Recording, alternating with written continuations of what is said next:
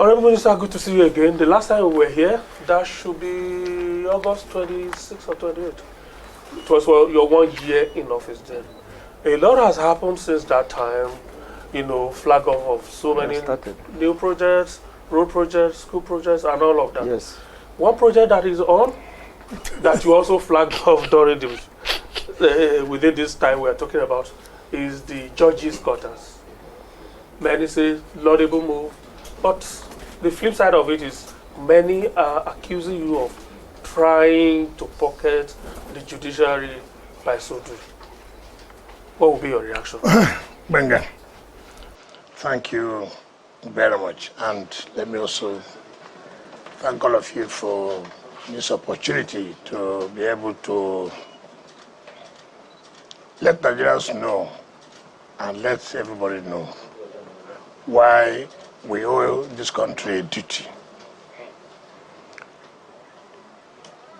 Mr. President, President Tinubu has said in his Hope agenda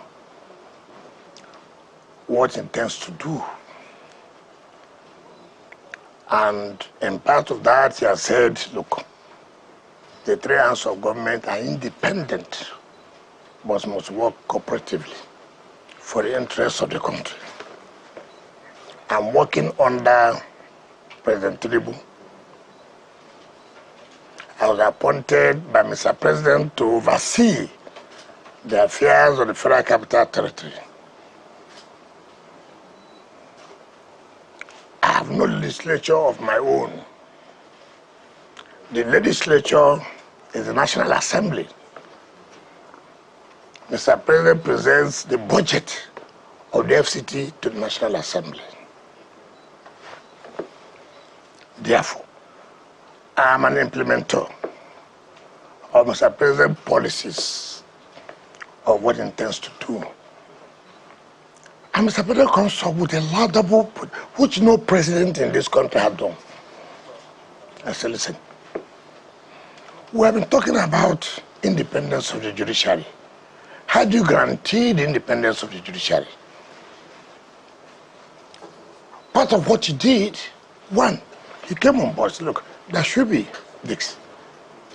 In terms of uniformity of retirement of age, before it used to be Supreme Court and Court of Appeal 70 years. Now he has made it without every judge from the State High Court, Federal High Court, Court of Appeal, Supreme Court retired at the age of 70. You move further, it's okay. Salaries, emoluments of judges and justices. No president had had that boost step. For how many years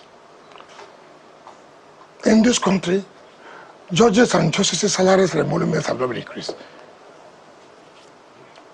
What do they earn? At the end of the day, you go home and say, look, if you really want to talk about independence of judiciary, you must make it such a way that they cannot be influenced or politically manipulated. Their salary should be increased. Even as they retire, they collect them as the same way. In that case, you are trying to remove them from political manipulation. He did that. The next is welfare. Where are the judges living? They have no home. Therefore, it's open for political manipulation. And for me, as a president who wants to guarantee the independence of the judiciary, judges must have their homes. I'm not Mr. President. I'm only lucky to be appointed as a minister under his administration, and who is in a position to implement his policies. And Mr. President said, look, this is what he wants. come up and see what we can do. It was approved by Mr. President, sent to the National Assembly in 2024 budget that there should be construction of judges and justices' quarters. That they must remove judges from where they are renting houses. They don't even know where they are living. Where they are living among criminals. We're renting houses where the landlord will say, look, you have not paid. Leave. It's embarrassing. A policy anybody should commend Mr. President. It is in the National Assembly budget of 2024, appropriated by the National Assembly, assented to by Mr. President, which is a law. What is the problem? I'm only the implementer. Go and implement this. Federal Executive Council of Nigeria approved it, the contract and everything. It is not my policy. How would you now want to kill me? That I'm implementing what the federal government approved. I mean, I've never seen a country like this. But let me also explain. Assuming though not conceded, it was my policy. It was my idea. Assuming though not conceding. What is wrong in that? I was a governor of Rivers State. For the first time, no governor in the state ever thought of that idea. To say, look, we must have what we call owner occupier. Let the judges have where they can say, today I'm retiring, I have a home. You cannot influence me. Home is very, very important. I did not only do that for judges, also for Rivers State judges and justices who are not serving in Rivers State, but also serving at the federal government level, be it in the Supreme Court, be it in the Court of Appeal, be it in the Industrial Court, and Federal High Court.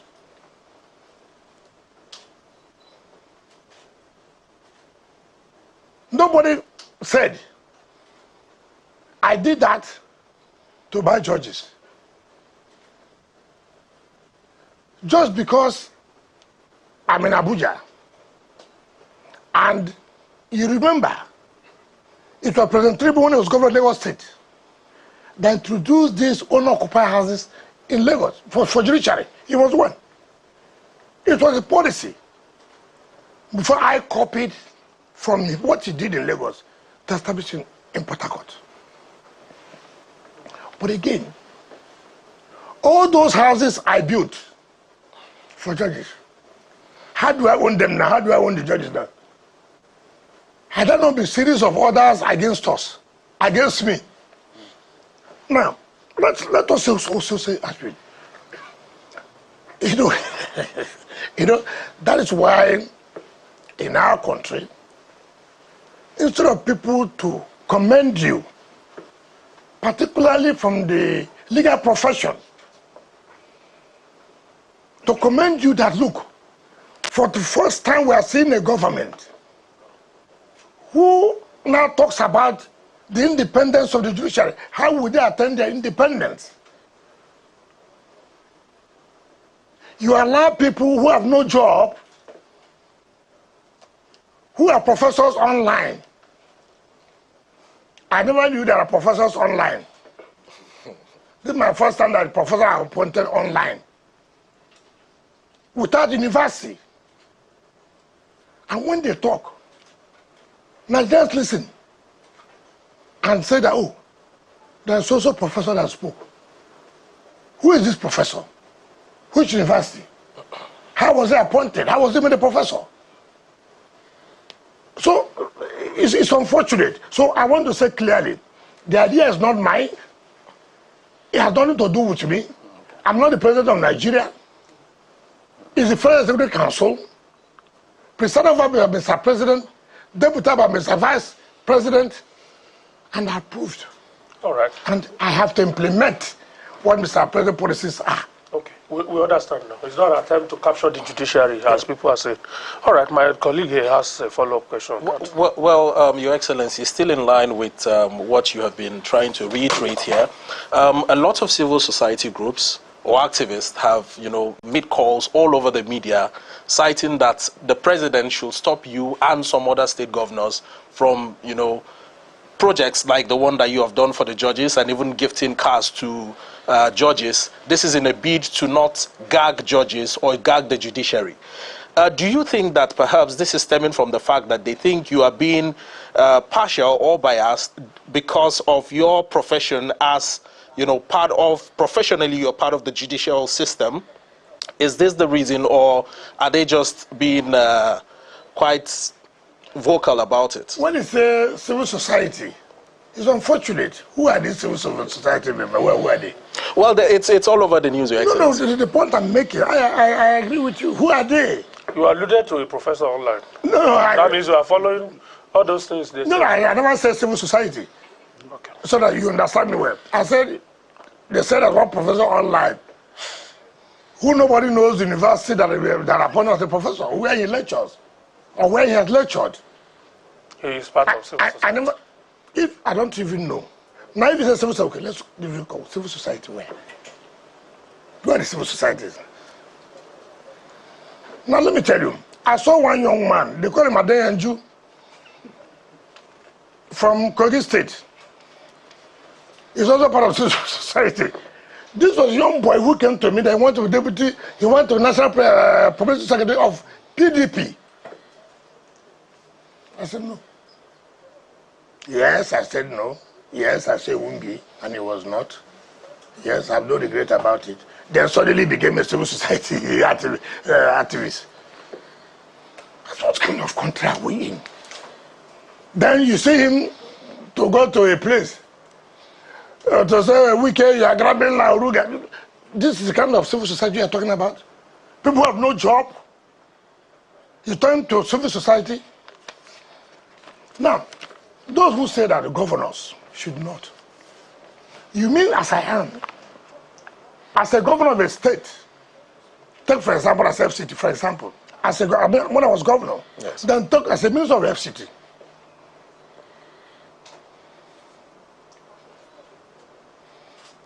The courts are down. You go to the Federal High Court. The cases they preside, the Minister of Justice, for whose interest? Businessmen and residents of where? River State. It's not correct. It's not correct. Certainly, it's not correct. I'm a governor of what? I'm a governor of River State. To make businesses to move on. To make residents to be happy. To have good governance. And they have no access to justice. Now I should fold my arms and say, oh, until federal government comes to make sure that the Federal High Court as the River State is good enough for the judges to administer justice for the interest of the people of the state. As the governor of River State, that you know, by its own position in the South-South, is the hub of the South-South.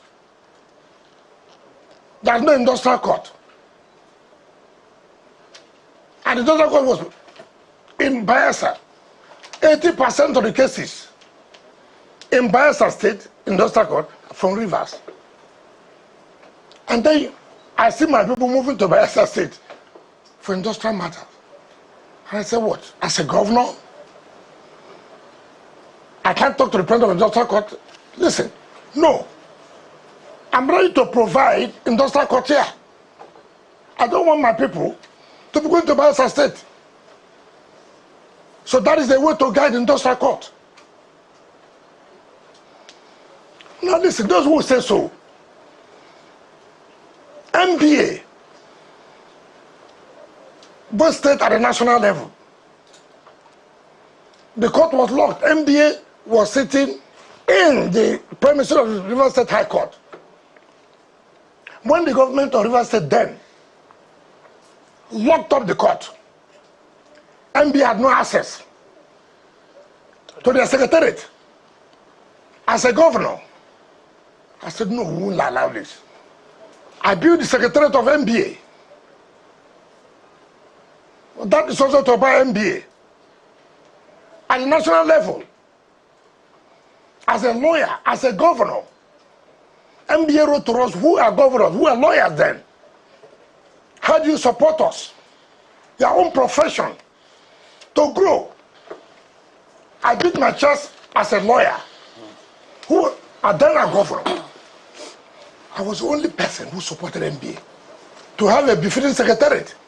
That also means you want to buy MBA. As a governor,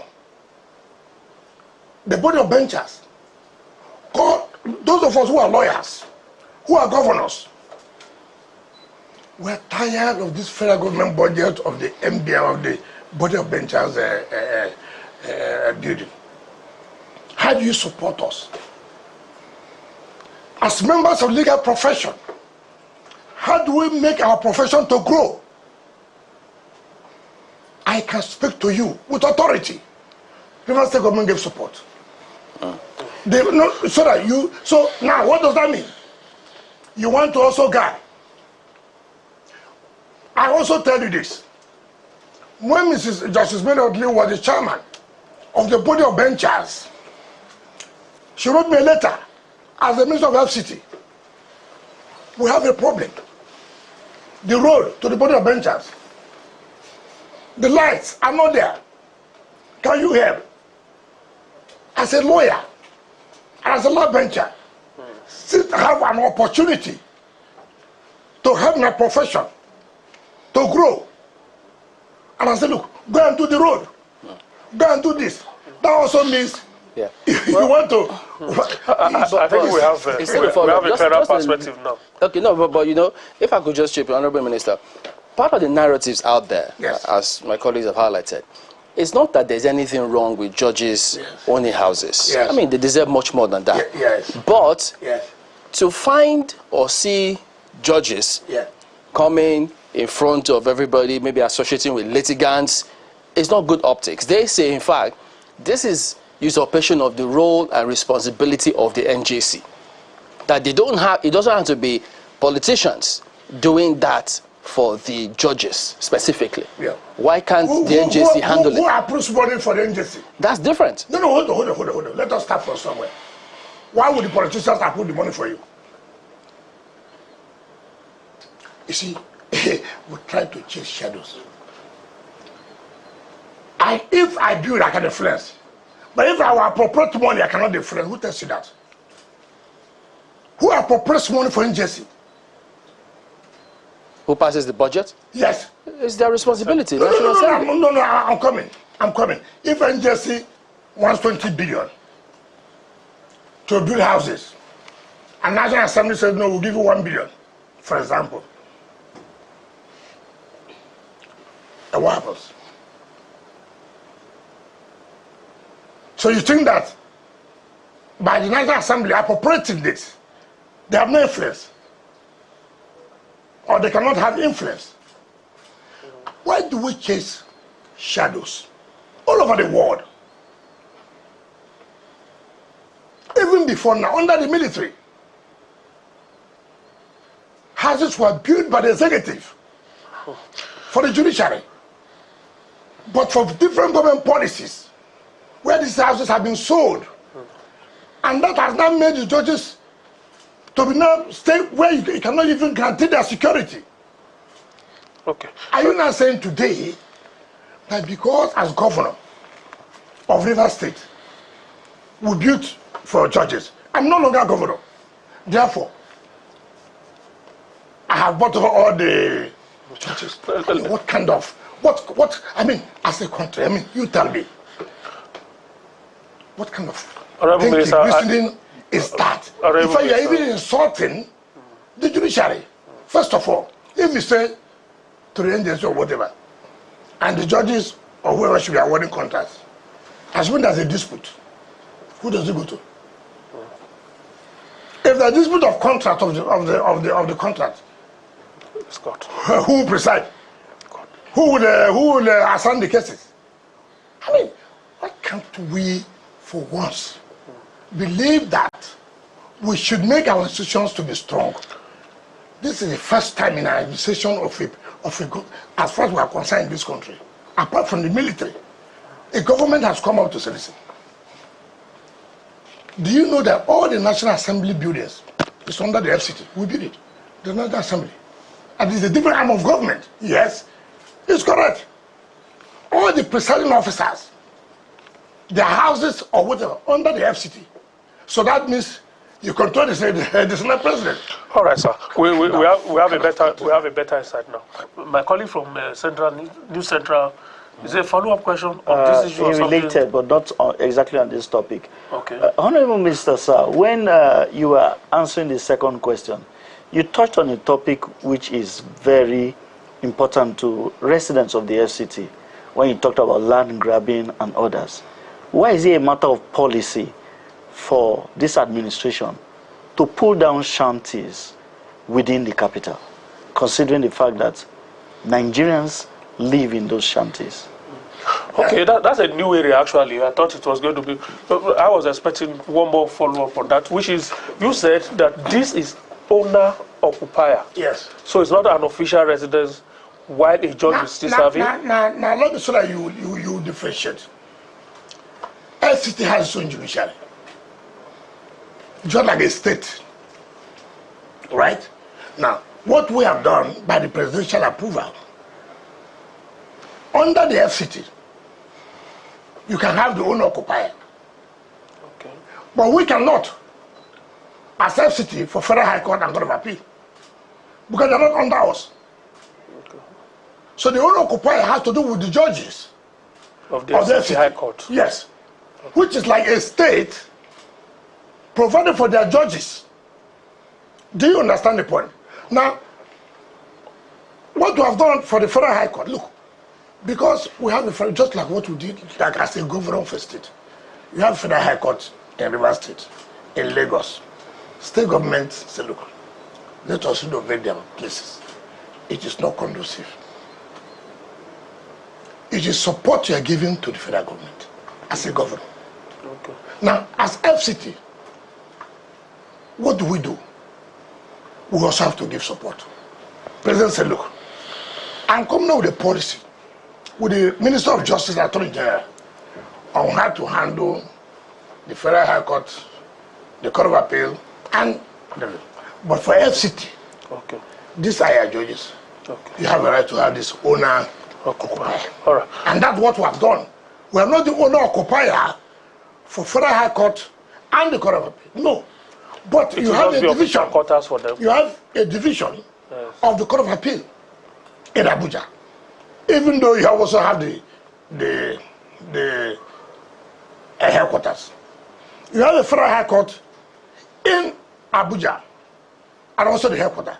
So what we have done is, look, as a government, and President having approved that, look, they should have housing. Just like what we are doing for other federal agencies, police, army. We'll do that. We'll do that. So there's nothing new. But it's only for the judges of the FCT that we are having the support of owner-occupier that we're entitled to. So people should not, instead of you commending the effort of the Tribune administration, you turn around to say, oh, you are doing this to buy over, I mean, it's madness. All right, let's leave the issue. New Central has asked you a new question. Okay. You need to attend to them. Okay. In the last few weeks, we've seen demolition of shanties. In fact, you visited one of the shanties and engaged with those who were there. We want to know, why is it a matter of policy by the FCT administration to pull down these shanties for whatever reasons? Because residents want to know, and also you tried to with some of these residents. Abuja FCT residents want to know the outcome of that engagement. Okay. I like the word is shanties. Define what is called shanties. What is called shanties in the first place? What's called shanties?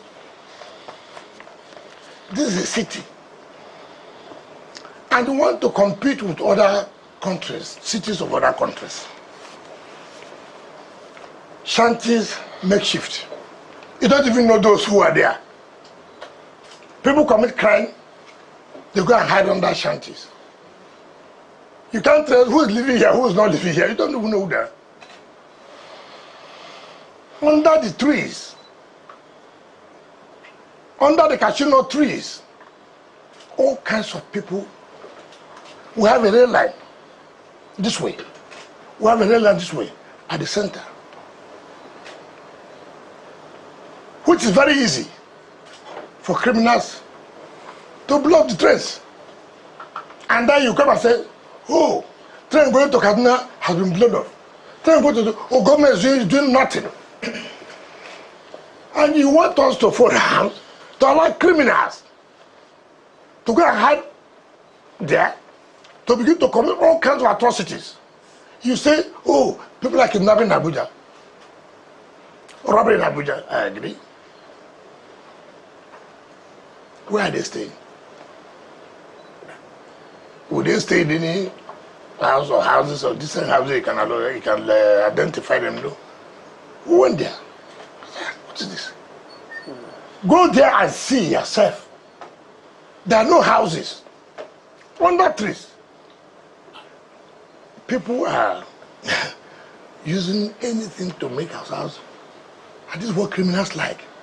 Do you know why the Metro Line had never worked? Even after President Buhari commissioned it, you know why? Former President Buhari commissioned. All the rail lines, all the lands were vandalized and, well, from these guys. They just cross, jump over the fence, the dwarf fence, vandalized. We said, no, we can't continue with this.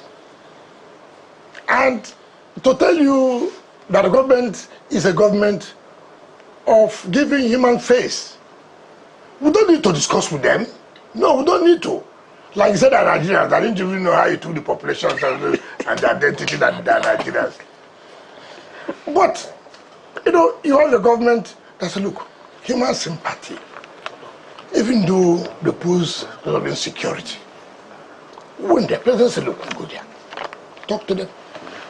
And I went there. I said, look, what you're doing here, is it fair? They agree it's not fair. So why are you here? Why are you doing this? And I agreed. I said, look, we're right. I mean, we're wrong. We're sorry.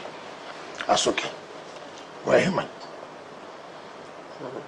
What we'll do, I set up a committee, CP, Director SSL, Director Lance, this and that, meet with them. And they came up and said, we're sorry. We won't do it again. Okay, find us a place. As a government, we have a responsibility to our people. And they discussed us, okay, take her to a social place. Which government is prepared? But in doing that, we consider the issue of security. It's not about sentiment, it's not about emotion. No, I'm not interested in that. You see, government owes a duty to protect life and property. Any government that cannot protect life and property, you don't need to, you can't be there. So it's not about emotion, it's not about sentiment. Today, you hear they bomb so place. Tomorrow, you hear so have been bombed. You won't come out to say, what happened? It's the same thing that if we allow, now, in the next few months or days or weeks, nobody can tell, anything can happen to the Metro Line. And then you come and accuse Tribute Administration of being sensitive, not understanding, not even trying to appreciate lives of people. And then we're trying to take a step to stop anything that will occur. And you're not saying, oh, the shanties are not where people should live. No. Shanties are illegal people. TVC News has a follow-up to that. Honorable Minister, some people will also quarrel with maybe your style in engaging these people, because you also went to a place in Lugbe and some other areas where some buildings were demolished because you say they don't have approval and they insist that their papers are intact. People have quarreled with your style. They say that appears as if the Honorable Minister is not listening, because there was even this viral video where you engaged with somebody and probably used I think tempers flared at that point, and people didn't like that as government with a human face, you should also be listening to the people. Why does the criminal need a human face? No, I'm talking about this time, not those in shanties this time. No, let me tell you. Let me tell you. Why do I have to sympathize with the criminal? Why not those in shanties. Now, the criminals are not only shanties. Landgrabbers are criminals. Why do I have to sympathize with criminals? Why do I have to be friendly with criminals? Is that how government is seen? No. If they said an arm of the ICT gave them approval. No, it's not correct. Excuse me. Yes, I would like you to give me approval. See, today, on Saturday, I was in my Tama with the Director of Land Rent Control. I went there. I don't sit in the office to be told this and this. I go. On Saturday, I was there. What is going on? All the green areas, all the taken away. I said, what's going on here? No trees, nothing. This is good. That's okay. Come. Invite everybody to my office today. Do it. I said, hey, I don't know who, but I hear you people have allocations here and this and that. Well, the lot of land is not controlled. If anybody has encroached to the green area without approval, too bad. Too bad. The building will go down. No, it will go down. Certainly, yes, it will go down. Yes. Without compensation. Without what? Compensation. Compensation for what? You encroach on land. I pay compensation. No. Suppose they have some papers, some kind of papers to show which emanated from government agency. The only person that can give you that approval is the minister. If you go and do business with someone, what's my business there? Sometimes people can do business with them. They give you land allocation paper. What's my business? It is only the minister that has the power to sign. Your Excellency, sometimes these documents shown are actually AMAC documents, and then you find situation. Just like I told you that. Before I came on board, there was a director of lands who went to sign on behalf of the minister and allocate land to somebody. Does he have power? But in that case, what happened? Let me see. Anything you did illegal, what happened? What's my business? In you having an illegal business with people.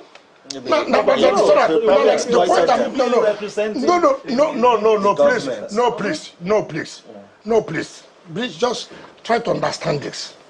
Please, we're always in a hurry to get something. And being in a hurry, you'll be in trouble. Ignorance of the law is no excuse. Ignorance of the law is no excuse. Somebody goes to sign a CFO when you know there's only the minister that signs the CFO, and you're telling me he represented the minister. I mean, how can you tell me that? You know it is the minister of FCT that signs the. Ordinarily, the president is the governor, but that power has been given to the minister of FCT. Right? Some states, the governor donates their power to the attorney general. I will see the law, he will say that this power has been donated to the attorney general. And the attorney general can stand on behalf of the governor. You don't tell me that a civil servant will go and sign a CFO on behalf of the governor or the attorney general that the power has been given to. And then you come to bring sentiment that somebody is right now.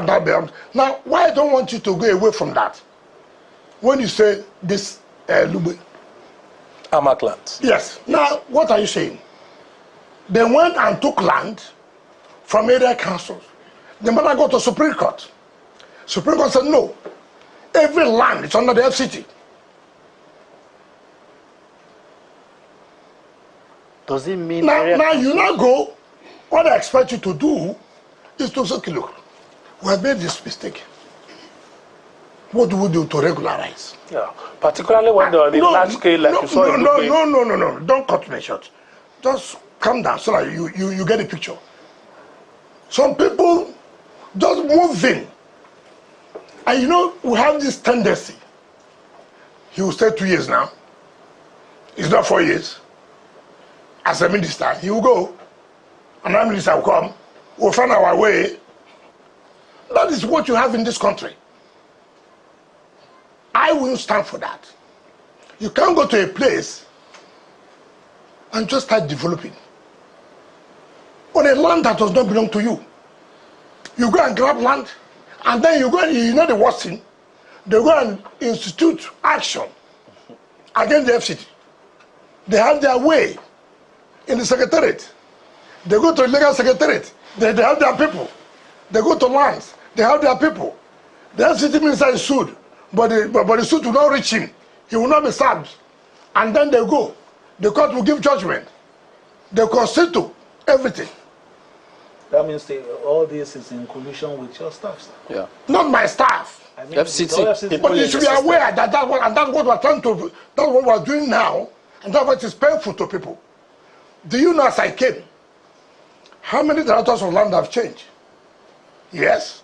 Some people saw it as their birthright. Yes. I said, no, you will leave. I removed them. Was it enough to just remove them? No. If their actions had led to some of the problems we are facing now, the point was it just enough to remove them? No. First of all, if you want to clean up a place, and you know that these people are part of the gang, you need to. So listen, you out. Do you know that I made approval for staff to be changed? Some people sat on it. Yes. Until I said, no, we can't continue with this. Everything turned to ethnicity. Everything turned to religion. I'm an Hausa Fulani. I'm a Yoruba. I'm an Igbo. I'm none of this. Everything turned to. So, when people know you are doing the right thing, and you don't want this thing to continue, what did they do? They fought back to say, see, because I'm from social place, because this is my religion. Rubbish. No, not where. Well, I don't think that people are trying to. I mean, Michael, I don't think they're trying to justify anybody doing anything wrong. But from what we hear today, is there anywhere on the FCT, anywhere whatsoever, where anybody can go and see these are the processes? If you want to get anything, these are the steps, so that nobody, either within FCT or somewhere, can mislead anyone or take advantage. No, those who are not patient are those who want to collude with them. Those who are too much in a hurry, who do not want to follow due process. Due process takes a time, takes time. No, I mean, where are the steps? No, let me tell you now. First of all, you apply for land. Do you know I sit here? Some people tell me, land, look, that this place, the land is free. I said, how did you know? They have agents, even in the system. I'm minister. Somebody comes here, sir, here it's free. How did you know this? Yeah, okay, go back. I called the doctor, I come. How did somebody know that here is free? Okay. I will not allocate. It will not work. Look, I sat here. They bring things for you to approve that former minister did this, and I said, no, I will not approve it. Why did he not approve it that time? Why should I approve it now? I said, no, don't be in a hurry. Don't be in a hurry. I will take my time. You know, it's a system that is very difficult. But with support, you go to that place. It is not easy. See, when there are people in the system who had it way there, and then you have now come to put changes. It's not going to be easy. It's like you're fighting corruption. Corruption will fight back. Yes, that's what's going on. Corruption will fight back. Follow. Yes. Well, Your Excellency, the deed has been done. The demolitions have happened. And I believe one thing that is on the minds of everybody right now is what is the next line of action for your administration for these shanties that are now empty lands? I will not allow shanties. Forget about what the empty lands. That no land will be empty. There are things to do for development of the state. The allegation is that you are planning to use those land as settlements for your friends. Yeah, what's that? No. Yes, what's that? So what's that? That I have something to give to my friends, I will give it to my enemies. So what rubbish is that? Please, you see, I tell you before all this. So you, as you sit down here now, I should bring my enemies. No, tell me that I should. See, I do the right thing. It doesn't matter what anybody says. My conscience says, look, what am I doing? Am I right? The moment I'm convinced that I'm right, I go ahead. Forget about people. Is there anywhere you'll be in office, people will not say, yeah, I did this for your friends.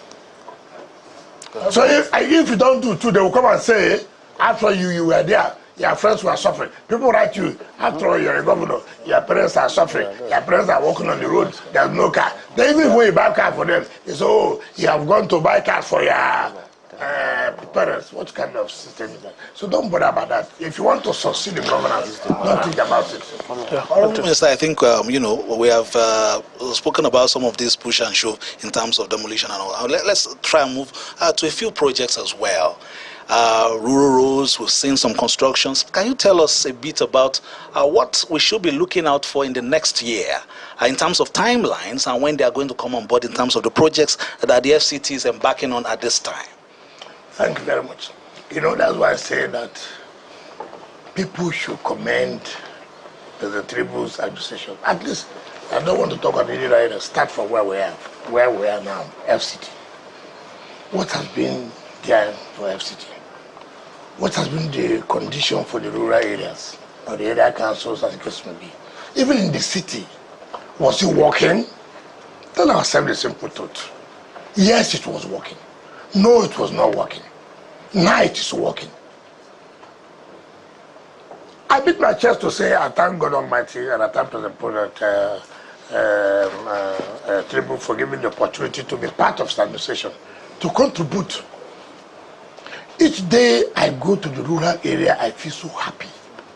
Yesterday I was in Saburi. Look, I was in Saburi. Remember, this year we flagged off that project. And of course they never believed it. It's a normal political thing. You come and flag off, the whole thing will die. Unknown to me, what I flagged up, I thought was just a straight road. Yesterday, I was there. Oh my God. Oh my God. Look at the happiness of citizens. It was heavily populated by the Igbos, traders. Immediately I came out from the car. Go, see jubilation, see happiness for the people. We have never seen a minister here. That job will be completed this December. Now I went further to a road they call Dede that will take you to life camp. I told them that the procurement process was on. Do you know, as God may have it, as I came to the office this morning, BBB has sent the approval for award of that road to Lubricant Construction, which I have now forwarded for the Federal Executive Council approval. The whole of that area, come and see what is governance. What is dividend of democracy? People are happy. Now, I went to Buhari, Ushafa, one army college or military college, this and that. The day we flagged off that project, it was something else. You can see tears rolling out from the eyes of the people. It has never, they've never experienced this. A government, a federal government, with the area council, go to one village called Buari in Tokula, done by Satrako, to be commissioned this December. Go to Kwale, go to Abaji, go to Egwagwalada. These roads will be commissioned this December. Now go and see the last 2 days, the last 1 week, our flag off. I went to Kwale. There's a road they call A2 to Pai, and Pai to Gomani. Now see the politics in this country. A2 to Pai, no road. Now Pai to Gomani, they awarded the road. Why? You asking me why? You are the minister. How would I know? And that is why it's good to go and see. Do you know the entire road is about 35 kilometers? So they now took away A2 to Pai. So when I was going to say, where are we heading to? They said, no, we are going to, but this road, now what's going to happen to it? So when I go to the place, they call Pai to Gomani. So I now call the coordinator and the engineer. How did you award this contract from Pai here to Gomani when A2 to Pai, there's no road? What kind of this? He said, politics has come now. I said, no, it won't work. I called the chairman of the FCT committee. I called the House committee, and I called the Senate chairman. I said, look, gentlemen, you have to help. There's no way I can get to Pai to Gomani if you don't do A2 to Pai. Rural area, farm area, flat land.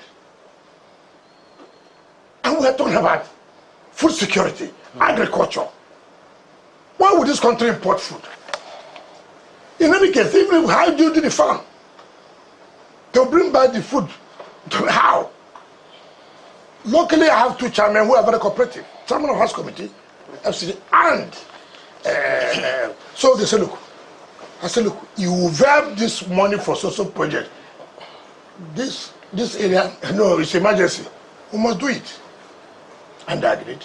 Now we are doing A2, which is express road from Kwale, going to Abaji, to Pai. Then Pai to Gomani have been awarded. So in it now, we are doing now from A2 to Gomani, which is about 35 kilometers. Do you, look, the farm, my brother, you need to go and see. You will cry for this country. People just stay somewhere, do all kinds of things, and nobody wants to talk about it. If I could add to that, that is connected to transportation policy.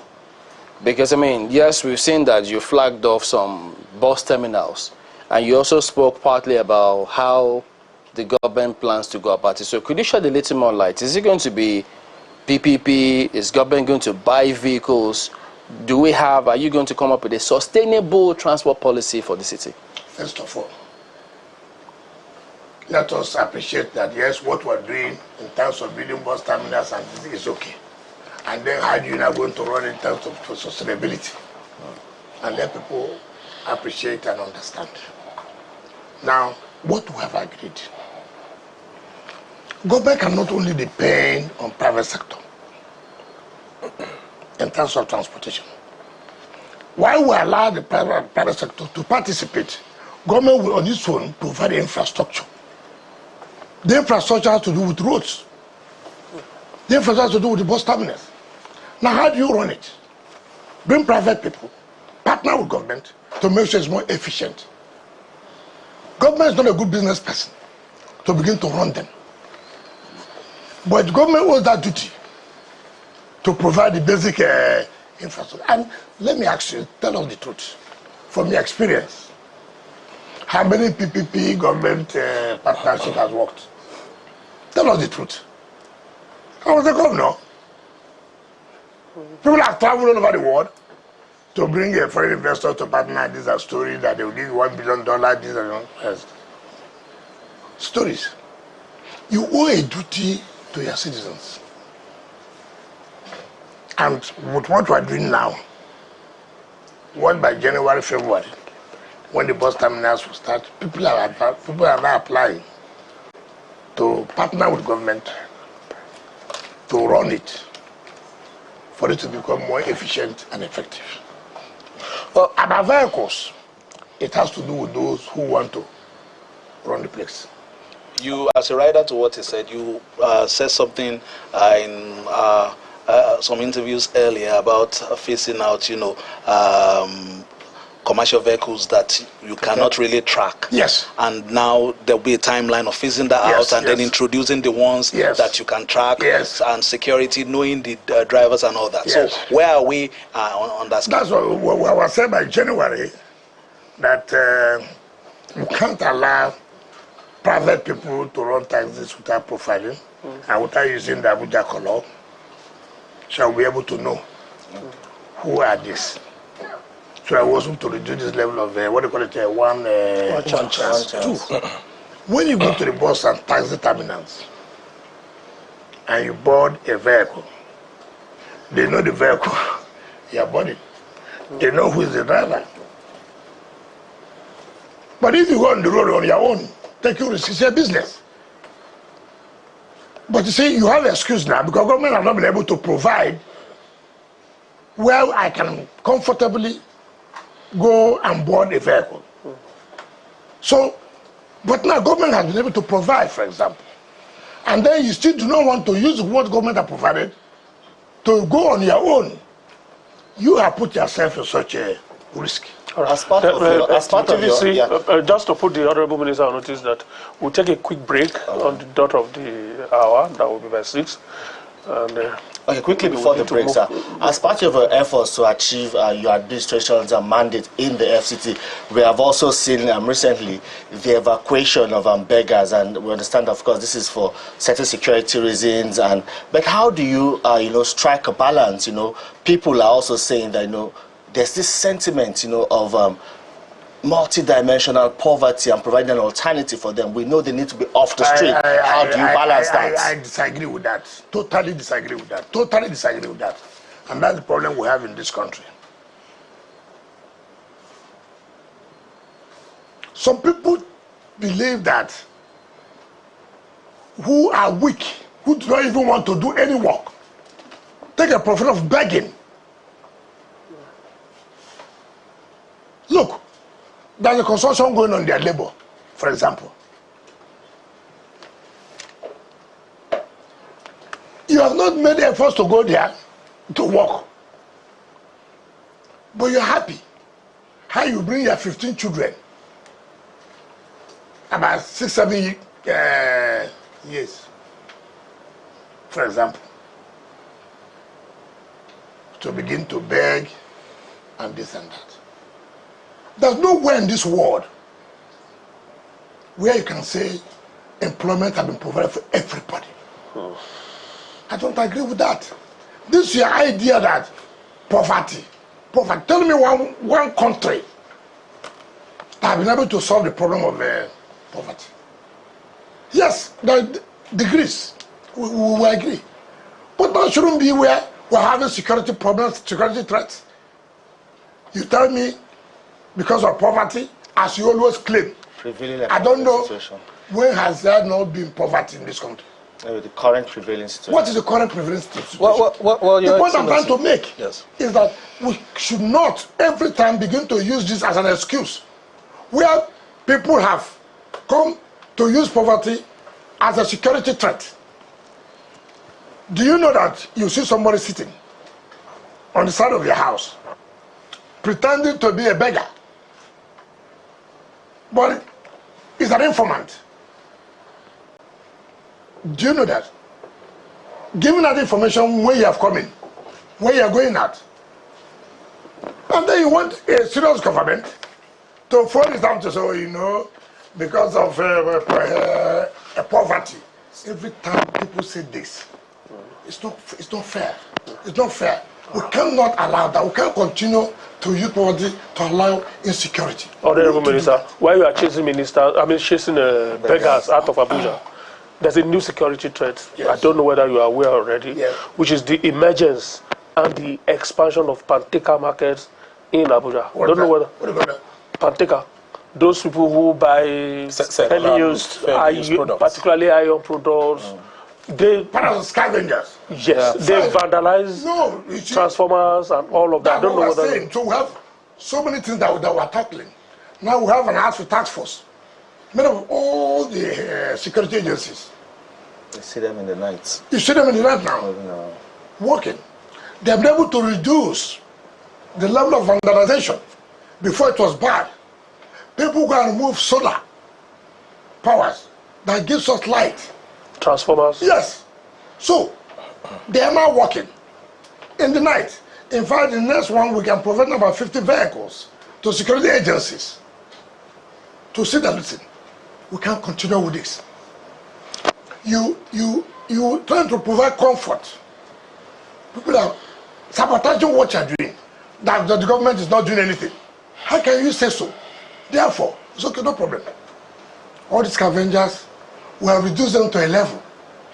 And I thank God with the heads of security agencies we are working assiduously, day and night. And we're giving them every necessary logistics to make sure that we reduce the level of vandalization. And I didn't know you even noticed it. This is what we're talking about.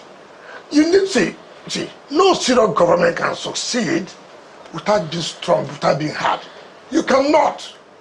Forget about these so-called, you call them society civil, or civil society, who will never say anything good. Go make sure you are doing the right thing. There are people who just believe that a government must be brought down. No matter how the government is doing, it must be brought down. And we will not give opportunity to that. So we are here to fight insecurity, to give the residents of Abuja the comfort to live in Abuja, to give the businessmen in Abuja and women the comfort to carry out their businesses. That's what is important to us. Abuja is a city. We cannot allow it to the point that where you have diplomats, what would they tell you? What would they tell their citizens to come to Abuja? If you don't make Abuja safe, then forget Nigeria. All right, Honorable Minister, it's top of the hour. We need to go on a quick break, say about 2 minutes. We'll be right back for more questions. And of course, guys, you will also have the opportunities to ask political questions when we come back. We'll go on a break now. Yes, let me come this way. Your Excellency, in a few short hours, or just a few days, there will be a contest in Ondo State. 3 days actually. So the PDP, the APC, and of course several other parties in that contest. Knowing your antecedents, you have been a galvanizer for your party. You've been rather quiet these few days in terms of what is happening in that side. What's happening actually? Have you been, why have you been a little bit, we've not seen so much of that galvanizer? Well, you don't just rush and go and hustle for what you're not caught for. My party have not come to meet me that they need my support for their governorship candidate in Ondo. During the Bayelsa last time election, my party came to me and they want me to support the Bayelsa PDP governorship candidate, who eventually turned out to be the governor today, the Senator Doyedi. I gave full support. When I mean support, I gave everything. And he won. My party came to me. In Edo, they came by and said, look, I won't support Obaseki, it's natural, Although you did it the first time around. Well, that's what I'm saying. It's not that the one I supported, I didn't come out of it. I said, look, I'm not going to support. And it's okay, if you won't support, keep quiet. I said, okay, I'll keep quiet. And I did not do anything. But in this one too, nobody came to me. I don't know. In fact, the last time I saw the candidate was when I sponsored him to run against Eita Ejegede. When he resigned as deputy governor to, what's his name? Late Akindelo, I was the one who sponsored him to run against Eitayo. In the primaries? In the primaries. And the Eitayo won. And we supported Eitayo. But let thy will be done. That's only one prayer. The shortest prayer I pray. Let thy will be done. What people are saying... No, I'm coming. The will was done that Akindelu was returned. Now, I hear that the guy is the candidate. I've never seen him. Nobody has ever come to me. So what do you want me to do? All you want me to do because I'm PDP, I'm going to run. I won't do that. What I'm saying is that what is in the, what a few people perhaps in the party at the state are saying is that perhaps because of your current position, you may be cheering for the other team. What is current position? Was I not the position when I supported Diri? Was Diri not run under this current position I was? No, I'm coming. Was it not? I supported him under PDP. Could it also be because you are sending different conflicting signals to your party members as to where you actually stand? For this governorship election, I'm not supporting. It's not where I stand. You don't need to say I'm not supporting him. Could it also be that they no longer see you as a major stakeholder? Who is the major stakeholder of PDP? Mention the person. Than me. Who is the major? Mention one. You may say governors. Yes. Who is the governor? You tell me now. PDP state governor, like the governor of Bauchi State. It is what? The governor of Oyo State. No, fine. Look. I can tell you something. Unfortunately, it's unfortunate. Leadership is a terrible thing. And I pity my friend Sheyi, who is there struggling to see that he gets a brother or brothers in the Southwest. He's doing all he can, but I don't know how it will work out. Let me tell you, PDP has never had it this bad in terms of leadership, particularly from the chairman of the Governors Forum. And I knew it would be so. That's Bala Mohammed. Of course. Of course. Let me tell you, leadership is not by mouth, it's not talking. It's not by talking, it's by action. It's not tomorrow you go and blame INEC. How do you know how people are treacherous? When Tabua finished as the chairman of PDP Governors Forum, we have already done it North and South. But Baranko connived and went to Bauchi and took away the chairman of Governors Forum of PDP to the North. Of course, he knows if I was governor, it won't happen. He knows if I was governor, it won't happen. He succeeded in that because of what we call infantile ambition. To be a leader, you must have to make a lot of sacrifice. You must have the capacity to galvanize the people. You're an opposition party. You're not in the ruling party. People will see that you are serious of taking over power. It's not by mouth. It's not by going to television to talk. It's not by abusing people. It's by how you mobilize their colleagues. He's the governor of, he's the chairman of Governors Forum. How has he mobilized his colleagues? By funding the party to make sure the party is effective and efficient to the National Working Committee. To see that they take over power from the ruling party in Ondo State. By funding the party. It is necessary. There are no big spenders anymore in the PDP. I don't know what they call big spenders. All I'm saying, funding the party. You know what you call big spenders. How you calculate what they spend, I do not know. Your Excellency. No, I didn't say that. What do you mean? Don't I know that I'm funding the party? Your Excellency, a lot of people Listen, why you people allow Nigerians to get this information? It will help Nigerians. It will help the party people.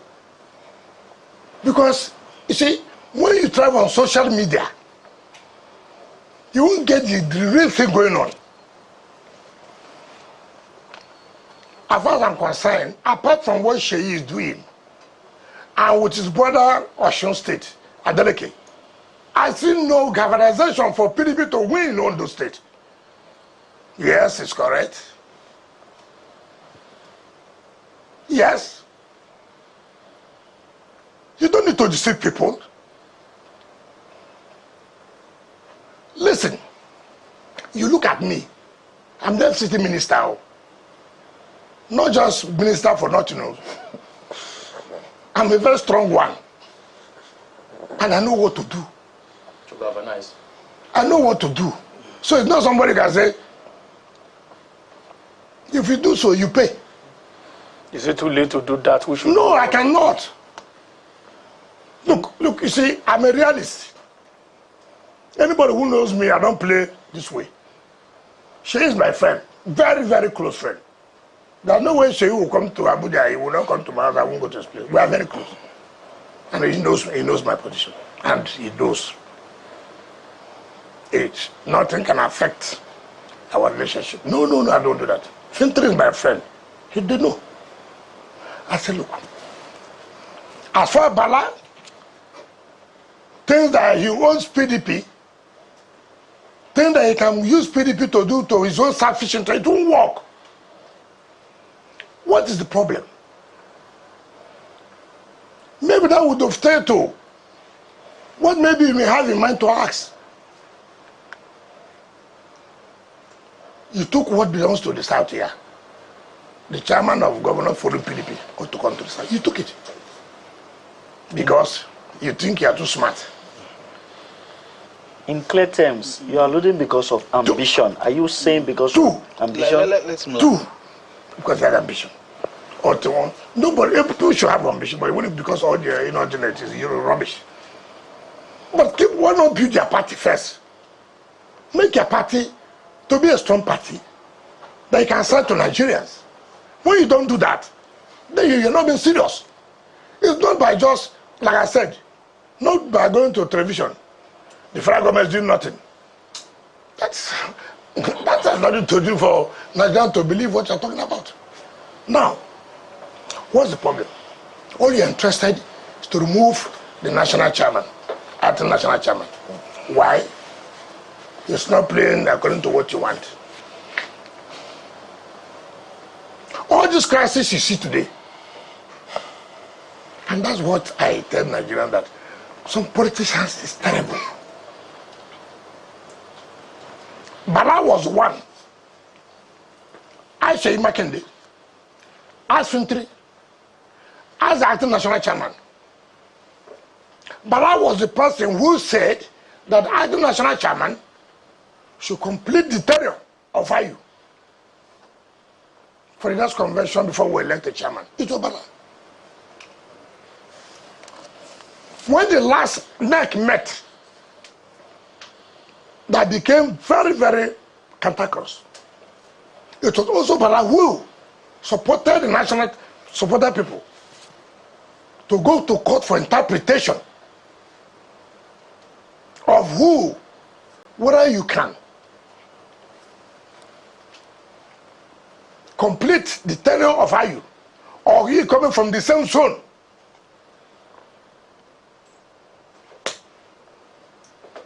Suddenly, Banana felt that the acting national chairman was not dancing to his tune. Oh, he must go. Oh, the North Central must bring back. I would say, how it's not going to work. It won't work. The court has interpreted the judgment. It won't work. It will not work. It will not work. You see, this is that I can't stand people. And when I see people this way, You agree with people on something, you say it's politics, you change overnight, simply for your own selfish interest. No, I said, it will not work. It will not work. Honorable Minister, a lot of people have alluded to the fact that the PDP has been losing steam ever since you started having rifts with other high-ranking members of the party, and that led to the loss of PDP in places like Edo, and now we are looking at Ondo coming up, and there are speculations that PDP might lose again in Ondo State. Do you think that perhaps there can be some sort of reconciliatory situation that might settle the rift in the PDP anytime soon? I don't know the settlement. I won't lie to you. But are we going to continue seeing PDP? You shouldn't deal with people who are not sincere. Integrity is key in life.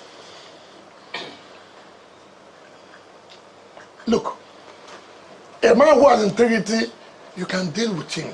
You can go to sleep. You take it to the bank. When people come to say it's politics, you agree with somebody here.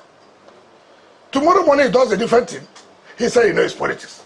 I mean, what kind of life is that? And you want me to say, look, let me tell you the problem. It is not as if PDP cannot put their ass together. But it's this personal ambition. This attitude that I must bring Wike down. And when all your attempt is to bring Wike down, you make mistake. It is in bringing Wike down, you are not focused. Because Wike will not go down, which is true. With this Wike you are seeing, won't go down. But some of them... you are the one that will... some of them go down. Not me, Honorable Minister. No. It's totally simple to you. I will not go down. It's not in my place to go down. The point is, look, you've agreed on this. If they are reasonable people, from the party, I was a governor, for Christ's sake. Anybody knows what happened in PDP. Even when we had the federal government interfering in PDP affairs then, under Modi Sharif, it was bad. I stood firm to say no, it would not happen. And it never happened. And we gave support to the party. The party was working. The party was working as an opposition party. Today, nobody's funding the National Working Committee. If I could just ask calling somebody, come and take 10,000 naira. Concerning funding the party. Concerning what you said about the governor of Bauchi State, some of the narrative out there is that you are the one, in fact, who wants the PDP, acting PDP chairman, to do your bidding. To do what? Because they say you want to frustrate the efforts of the party, so that the party will not be strong in the next elections, and then you have your way. Nobody had any that view. It's you. No, it's you. No. It's you. You spoke about Ogochinyere the last time. You mentioned him last time. How you have the view? How? I watch channels a lot. It is people whose view. Let me tell you. I have told you here that it was Bala's idea. In a meeting he called, Sheima Kente was there, Fintri was there, National Chairman was there, National Secretary was there, Organizing Secretary was there, that Damagu will have to complete the tenure of Ayu. Damagu was one of those who fought me. Bature was one of those who fought me. Then, not now. No. What do I have now? The point I'm making, the meeting was called by Bala. That Damagu should continue to complete the tenure of Ayu. And when the North Central came, that for chairmanship, who said no? It was Bala who said no. It was even Bala who supported the idea of going to court for interpretation of the constitution of PDP. I'm telling you this here. Let Bala come up to say, no, I never, let me be patient. Let Bala come out to tell Nigerians, to tell PDP, that he never one day was in the meeting where it was agreed that Damagu should complete the tenure of Ayu. Now, what has happened?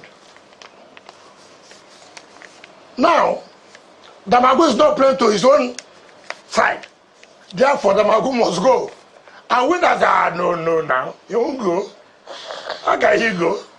Is it not what you agree? No. So it's not about dancing to me. It's about agreeing on what we agreed. And I said integrity is key in politics. Well, you haven't said how we are doing because no, the former deputy national public secretary. Yes, who's that? They had the meeting last time. Who's that? The the current national spokesperson of the party. Who's that? Then one guy from Kogi. Debo. Okay, can I tell you about those people? Yes. Can I tell you about no, who told them? Debo has spoken against you. No. Ugochine has said you are part of those trying to. Can you respect us? When we are talking about fresh animals, we don't talk about crab. Huh? When we are talking about fresh animals, we don't talk about crab. Oh. There are people who have not condescended so low to discuss because we are talking about the media chats.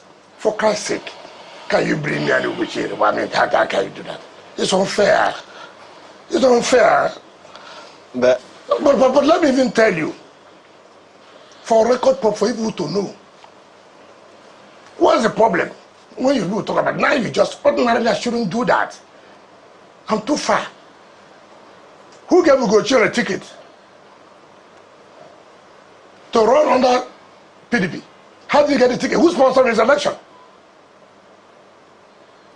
What's the problem? You had a problem with the Hope Uzodimma. Therefore, I should quarrel with Hope Uzodimma. What kind of rubbish is this? I won't do that. Honorable Minister. Now, calm down. Calm down. Nigerians must know the truth. Calm down. Don't block us. I know where you're coming from. I know where you're coming from. Now, the point is that you said Debo. Which of the Debo? The Yoruba boy? Spokesperson of the party. Ologunagba. Is he Yoruba boy? The one from Osun? Understood. Or the former national police secretary from Kogi? Yeah. So there's only one current spokesperson. Okay, you are talking about the current. So he said I did what? He said that you're part of those who don't want certain things to go like the way that the leadership of the party wants it. And that you are there to achieve the opposition agenda so that the PDP will not move forward. How did he become national police secretary? Who is he? Look, let me tell you. There are people I shouldn't talk about. Who is he? We're talking about entire PDP. How can he say so? Your Excellency. So the point I made is not correct. It's not correct. I've told you the genesis here. What happened? Balan went and took him and the legal advisor to pen loyalty to him against the entire National Working Committee. How do you do that? A party opposition party, you are trying to divide the National Working Committee. How do you survive it? No, tell me. Now, at my level, I came out in this country and I said I was not going to support your presidency because you are not fair. There was no justice. Equity, after PDP was concerned, I did. Whose presidency? Atiku? I mean, Atiku, yes. Oh, okay. I didn't hide it. Okay. I'm not like them. I come out in the daytime, I say different thing. In the night, you say different thing. No.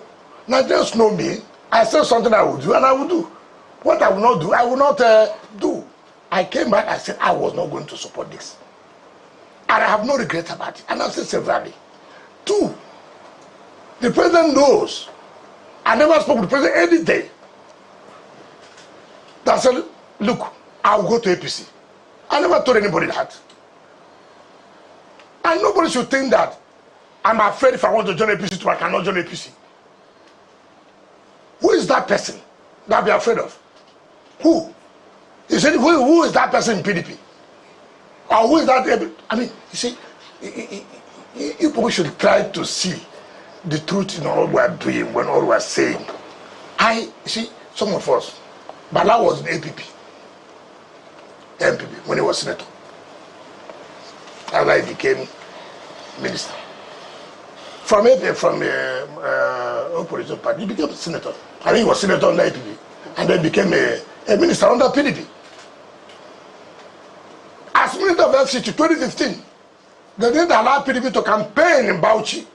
I know that well. Yes. They chased us out. Minister of FCT. My president is going to campaign. They chased me out in my state. Kai, how? How?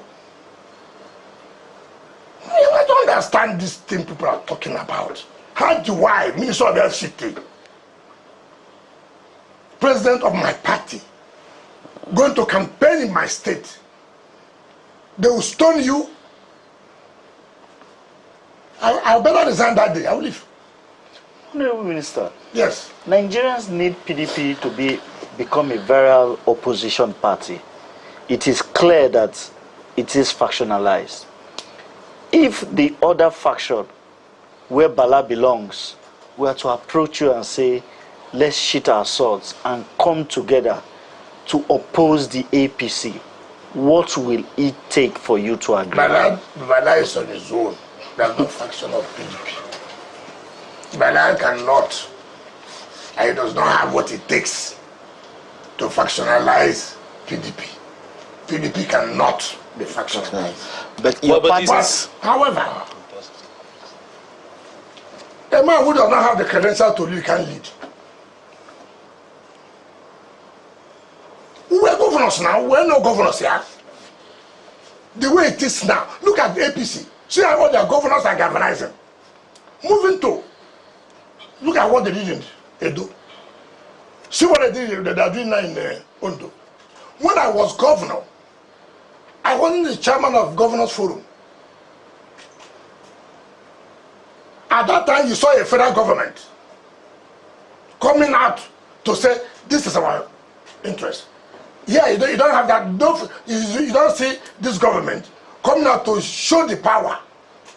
Look, I went to Edo. I did declare me I must leave Edo. Are you not aware as a governor? Are you not aware? Or you are pretending now? No, but you saw it. That was when we had Governors Forum. That's PDP. We said, no way. It will never happen here.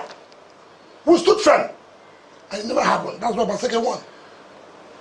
That's I had the one. Okay, let's happen now. He's the chairman. Governance and codex. Leadership.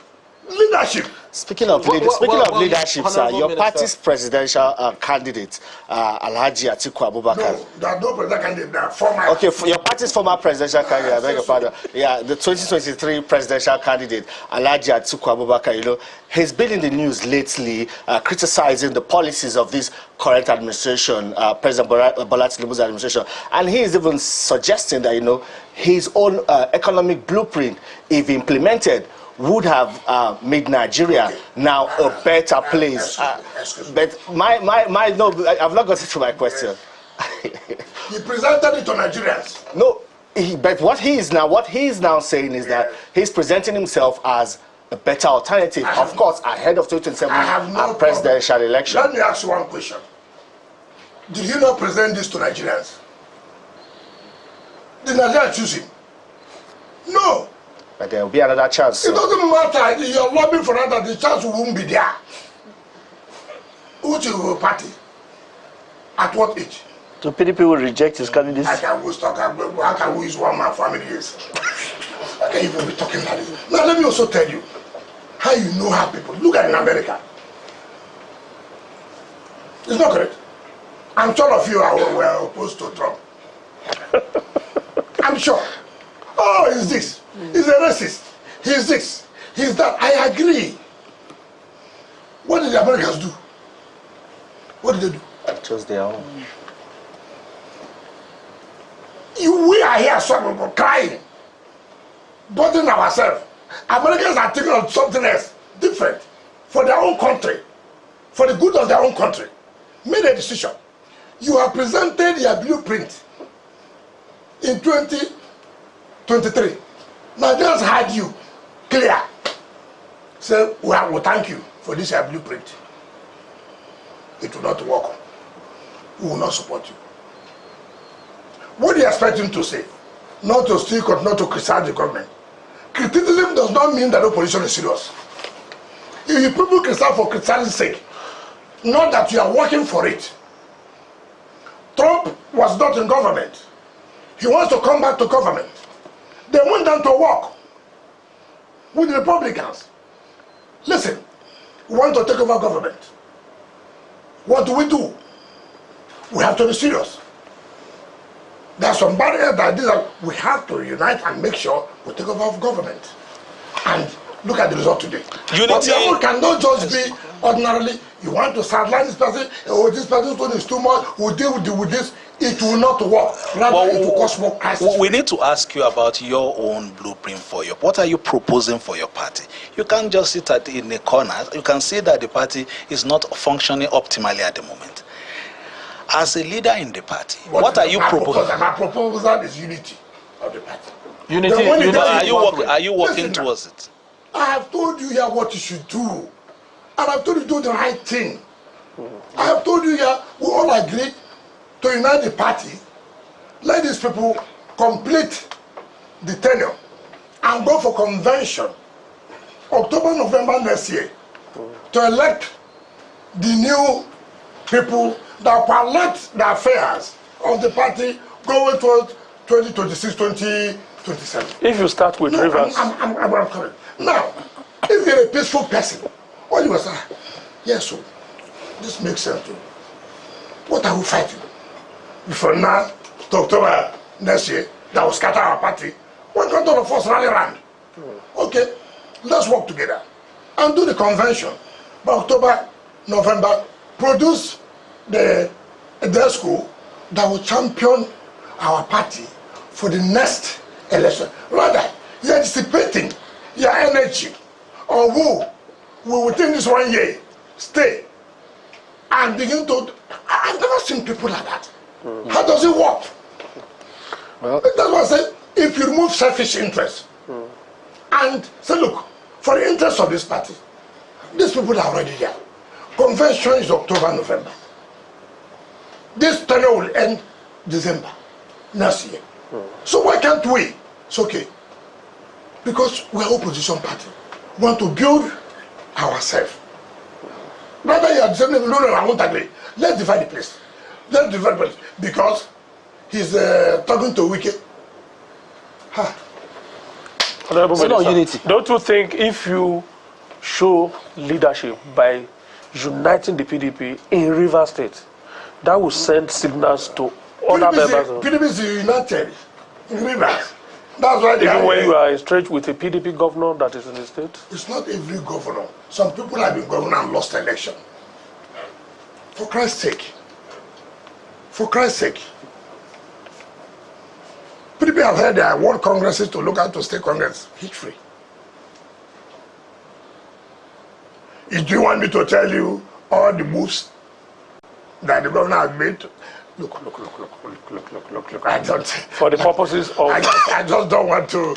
Look, you know, the good thing, since 1999, I've been here. From chairman of council, 1999, down to be chief of staff, down to be sub state, down to be governor, and then came back to minister of FCT. My brother, what experience do you want in party politics that I do not? Look, I know these politicians. I know what they're capable of doing. And when you don't give them the opportunity, I know what they go.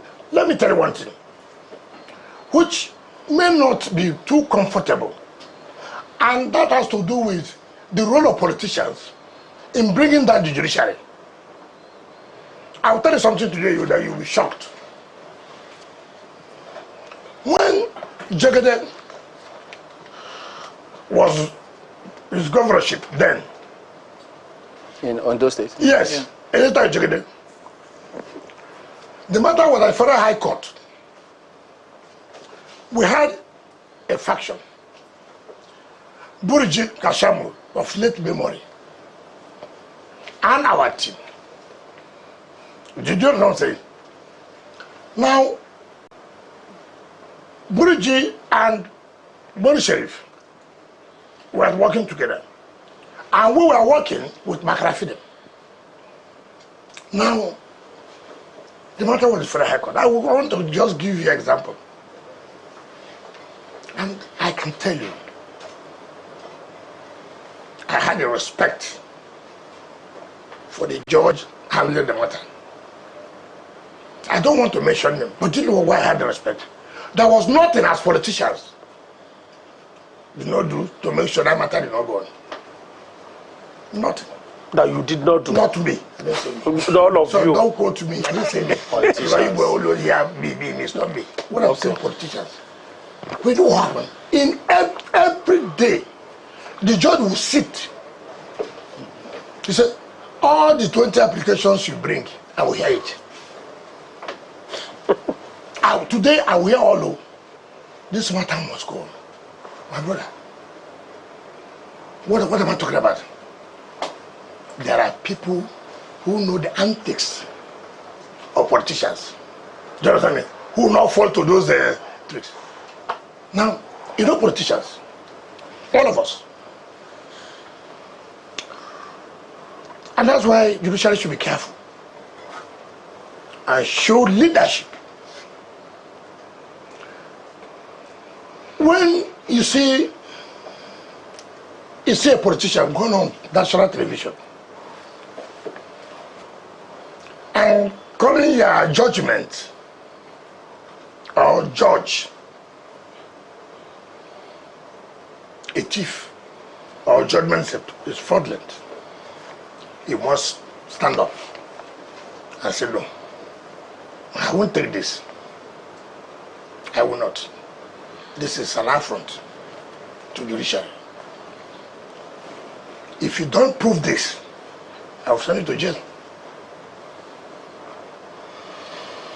When you give politicians the opportunity to begin to embarrass the judiciary, like we asked the first question here. In reverse. No, they asked the first question when we started. Yeah.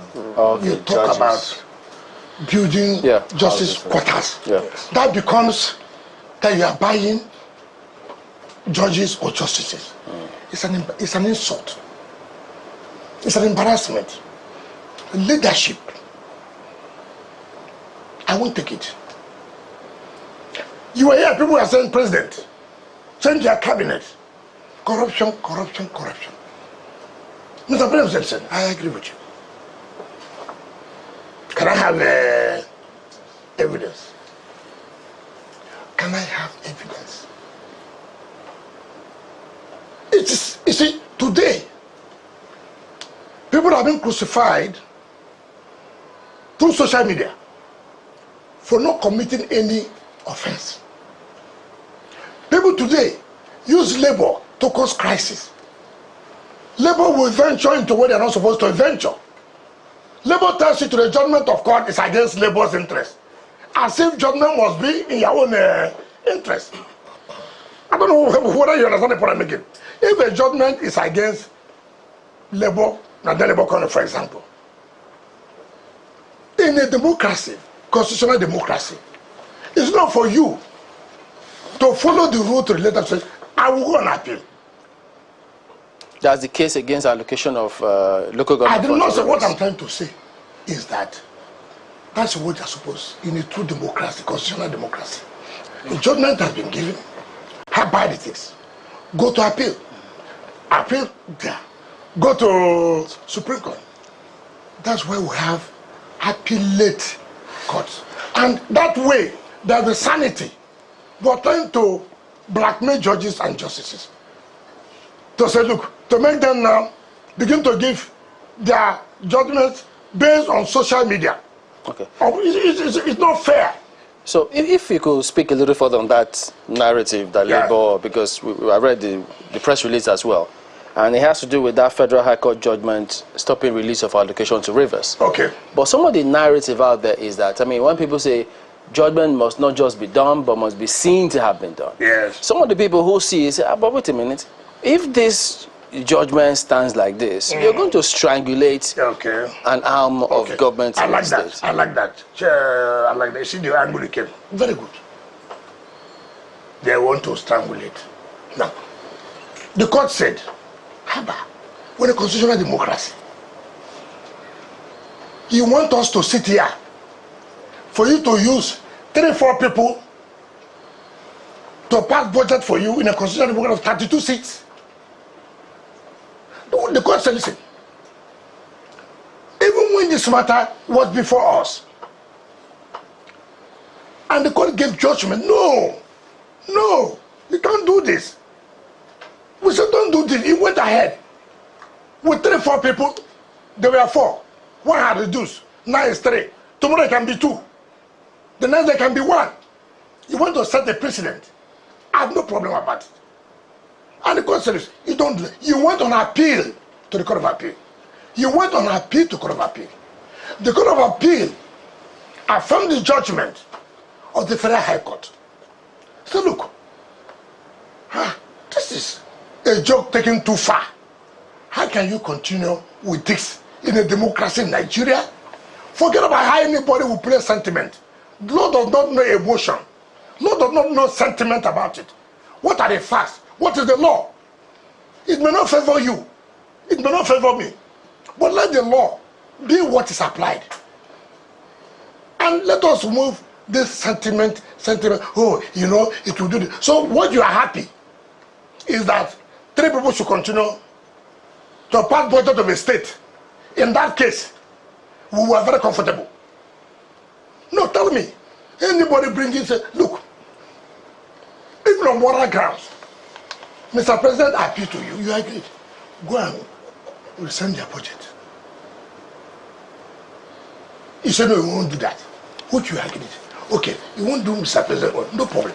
Now, court gave judgment. Court of Appeal affirmed the judgment. Now, the assembly went to court to say, listen, by the provisions of the Constitution, you cannot continue to draw from the consolidated revenue when you have no appropriation. Therefore, until you present your budget, you can't continue to spend money. And then you are bringing sentiment, or you know, people will suffer. Who is suffering? The people. Is it the man that refusing to send his appropriation to the assembly, or the assembly who is saying, look, let the right thing be done. We are here representing the people to appropriate for you to expend. And then you are turning it the right way because you go and give money to civil society. You go and give money to somebody who says a labor somewhere. Will not agree. It's anti-labor. You think only you can put down the country. You think only you can put down the state. Nobody has that capacity. No, you are wrong. Certainly wrong. Well, Your Excellency, talking about the legality of some of the actions taken by the Rivers State Governor, we saw in the just concluded local government polls where a certain type of theatrics was played out. How would you react to that? And I will not go into that. It's subjudice. You see, we are being careful. And that's why one good thing was given to our team. We are good in assembling the best court lawyers, not channels, arise lawyers. Our lawyers don't delve into political issues. No, with all due respect, we know the lawyers you bring. PDP, who are members of your party? No, we know. Who are always trying to pontificate law. They are not under Look, law is in court. Go and advocate it there. Go and speak it there. Lawyers are entitled to their opinion. We can't force anything. We know your modus operandi. We know what people will do, but we're not bothered about it. The point is that what you can give to us, we assemble the best of the best. We do. And I have no regret, apologies to anybody. But Your Excellency... If we have the matter, so let me tell you what I said, the matter is subjudice. Yes. The Federal High Court has given judgment. The matter is on appeal. Whatever that happened, I will not comment. Yeah, because I don't want to say anything. Okay, let me ask them you. struggle it out argue it out. This one is not subject. But the political side of it. What's the political side? The political side of it still leaves the ball in your court, which is that as the leader, you ought to take. You are calling me leader now, but you said I cannot be leader, but as the governor, how can you call me leader? You ought to take the initiative Yes. to ensure that the crisis in Rivers State, What is your the own crisis? state. Can I tell you what's the crisis? This case that we are just talking about, is it not a potential crisis? What's the if crisis? the state doesn't draw money from the consolidated revenue? No. See, don't jump. Okay. Don't jump. Why do you want to travel with illegality? No, let us not talk about drawing money. Why don't you ask yourself, why must you be spending money without appropriation by law? Yeah, but there's a political genesis to all of that. It doesn't matter. If you tackle it from there and solve the problem. It doesn't matter whether there is or not. It is you now who is saddled with responsibility, who is sitting there as the governor to say, listen, why would I allow my state to go into this turmoil? For what sake? Has it reached out to you? It's not about to me. You people always personalize this thing. There's no law that said I must work with you politically in my life. There's no law that says so. It's a matter of... Even if you were the one that engineered this emergency as governor? Do you know that when I was governor, do you know the fight I saw? I was fighting, your friend was here then, You know the fight I fought, but it never did. I was still moving on. Because for me, I owe the state a lot. Your Excellency. So let nobody begin to say, don't put the card this way. Say, look, can you continue to spend the money? Are you encouraging this impunity going on in the country? That's not what. That's not the point. The point is that all of forget about Wike. Don't talk about the point is that all of this is a political problem. We need to still ask you. To be solved politically. We need to still ask you, Your Excellency. We spoke about the challenge at the national in PDP. Well, now we've gone to the local. There's still a challenge. You must at least try to settle one. No, I think It's still there's no problem in PDP in Rivers. But it's quite evident, Your Excellency. I'm talking about the recent local government. It's a family divided against. No, first of all. And speculations are that the governor is trying to take away your powers at the grassroots. It does not allow the governor to take. It allows them the people. Who gives you power at the grassroots? It's not you. It's the people. The people say, I will follow you. I won't follow you. You don't give power to yourself at the grassroots. The people will give you power. But there are some who say with the recent local government elections, you have lost your influence. Who did the election? Because which state that, you see, is that, first of all, did we pick from? Did we collect from? Did you see us campaign to run election? How would I imagine myself going to go and talk about local government election? Is there any state that any party has won? So what are we talking about? So people should, what we are saying, follow due process. Let me tell you something. If I'm a governor, I will follow due process of law. People talk about Supreme Court said there must be election. Lies. What Supreme Court said, you must have elected local government, democratically elected. Supreme Court didn't say you must not follow due process in conducting an election. For Christ's sake. I mean, people just come, twist everything. Supreme Court didn't say, go tomorrow now. Go and conduct local government. God didn't say that. But Your Excellency, are you alluding to the fact that there is or isn't a crisis, local government crisis in your state that has to do with you? To me? Yes. How? I'm FCT here. Well, in line with everything we've been saying. You are the one who said here, I've moved around here, commissioning, flagging off. If I have a problem, I cannot concentrate here. Talk about flagging up, commissioning, flagging off, commissioning, yet I have a problem. You will go and settle a problem. I do not. You that has problem should know how to solve your problem. For me here, look, when I came here, some people said I can't stay. It's my problem. I have to make sure to say I will stay. How will I stay? I will change the narrative. You have said we have changed the narrative. Those people say I won't stay have said that no, you have to stay. Let's talk about the APC in Rivers State. You know how to solve your problem. The APC in Rivers State, they'll be holding their Congress, I think, by next week. And there's this allegation again in Rivers State that, Minister Nyesom Wike is at it again because they say that you're beginning to meddle in the affairs of the APC. Of course, you already have the structure of the PDP, that you are also making moves to control the structure of the APC in your state ahead of the state congress. Assuming not conceding. Assuming not conceding. That what I said is correct. I'm not a politician. Did I tell you I'm a preacher? So that's so. I said assuming not conceding. Right. I mean, is that the issue? Okay. I have friends. I will continue to maintain my relationship.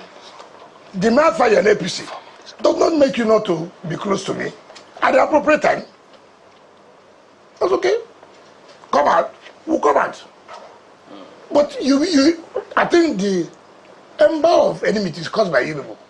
Because when you say PDP and APC person working together, that it's like they have agreed on something. All you want, then they have a problem. That you belong to APC and then belong to PDP, you must not relate.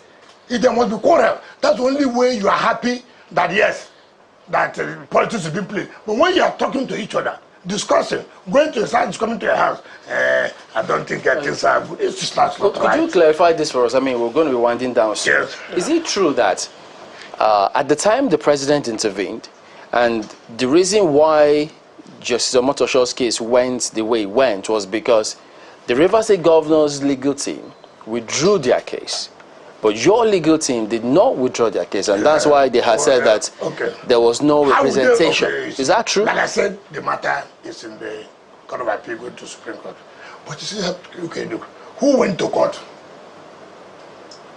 We went to court. So who will withdraw case? We went to court. You are a defender. How do you withdraw your case? They said because the president said everybody. No, listen to what we are saying now. The point I'm making, I went to court. Yeah. Is it the defendant that withdraws the case? It's not the plaintiff. So how did they withdraw their case? We ought to say we have withdrawn our case. They thought they are too smart. We withdrew. Listen, the president said this. Withdraw the impeachment notice. The next day, the assembly withdrew the impeachment notice.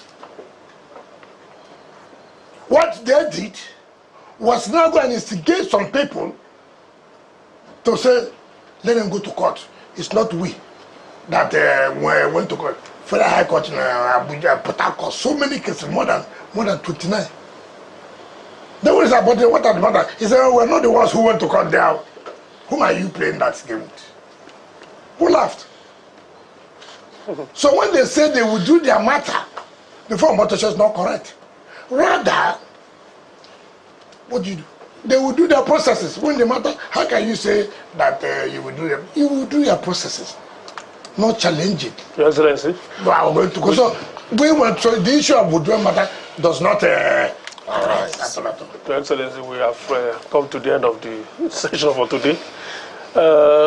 Anything you wish to say? Just 30 seconds? No, just to the residents of FCT. You don't lose hope. As far as the FCT is concerned, don't lose hope on Mr. President. We're there. And there's more to come by December. There's more to come from next year. Right. You watch what is going to happen in Abuja. I mean, it's not about bragging. It's about reality. I'm sure some of you may want to be the comparer for the second year anniversary in Abuja to see what we've been able to do. Abuja will be a different place. I know in 2026 will be 50 years. Abuja will be a jubilee year 2026. So we really want to show that yes, indeed, by the grace of God, Abuja has come to stay, and so this is what a city is supposed to be. And all we are doing has nothing to do against anybody. We must take decisions and implement every decision we take, because it doesn't matter who. Just have patience. Believe in us, and we are going to deliver. All right. From ADBN, it's a deal. Well, thank you very much. New Central is a wrap as well. Yes. Thank you, sir. See you again. Always a pleasure. Thank you. Yes, absolutely. Thank you. Honorable Minister, thank you for allowing us to invade your privacy yet again. I appreciate it. Thank you so much. It's a good invasion. Thank you very much. Thank you for investing your time with us. That's the end of today's edition. Well, this time around, this is the end of the edition for today. Thank you for joining us. We do appreciate it. We'll see you around.